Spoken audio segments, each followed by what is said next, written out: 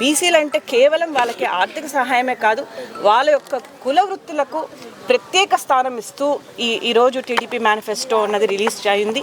అది చాలా వాళ్ళని గౌరవిస్తూ వాళ్ళు చేసే పనులకి రెస్పెక్ట్ కానివ్వండి అలా తయారైంది. దీన్ని అందరూ గుర్తిస్తారని, దీన్ని అన్ని వర్గాల వాళ్ళు ఉపయోగించుకుంటారని, అలాగే నారాయణ గారు నేను ఇందాక తెలియజేశాను.